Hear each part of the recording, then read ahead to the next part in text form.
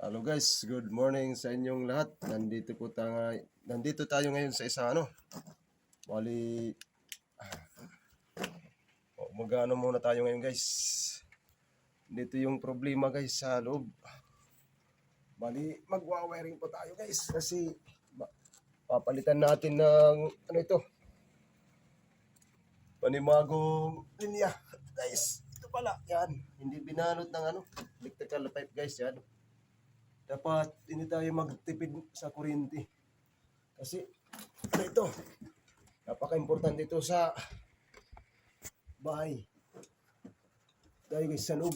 Kasi hindi linagyan ng electrical pipe na naggawa dito. Tinamad kasi guys, di kaya tinipid Guys, nasa tayo ngayon? Nasa loob ng alcoba. Nandito pala yung problema guys sa yung nilagyan ng mga paing delikado.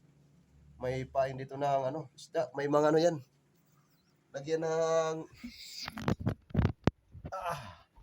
guys.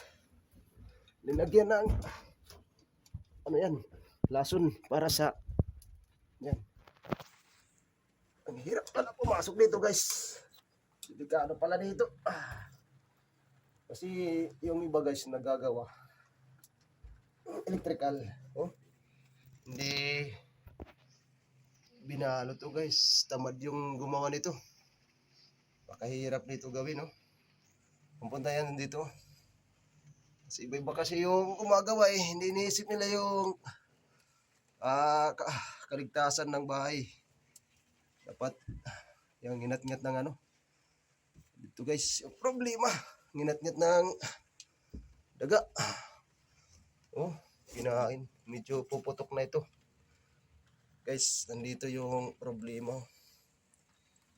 Buti na lang hindi pumutok. Yan.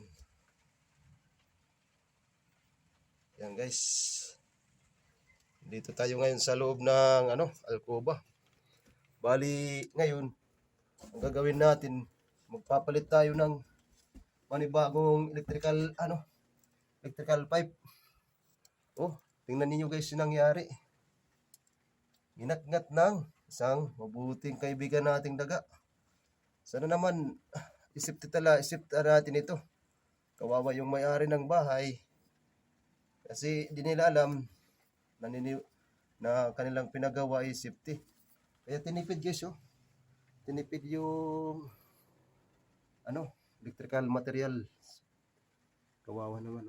Hindi natin alam. Marami pala dito yung lason kasi linagyan nila ng lason. Kasi nginat-ngat ng mababait na alaga na yung mga daga. Yan. Dapat safe tayo lahat guys sa gagawin natin.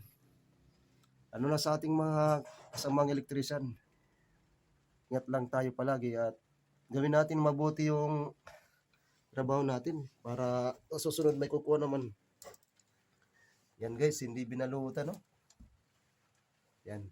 Bali ngayon ang gagawin natin guys ay papalitan ng electrical pipe natin ito. Papalitan natin para hindi na mangat-ngat. Yan guys. Sa natin to. Bababa tayo muli guys at ayusin natin to. Dito, mahirap talaga sa loob. Napaka mahirap guys. Doon pa yan Kaya ba ito guys? Tanda natin dun. May may mga laso dito laso ng isda. Tanda natin dun. Hindi tinakpan ng Yan. Yung mga ito, kinat-ngat na kasi nakapasok dito yung mababait. Ginat-ngat nila yung kahoy. Yan. Pati electrical wire, tinira nila kasi walang ibang makain. Kasi nasa loob sila, hindi makalabas. Yan. Sige guys, na tayo dito sa labas.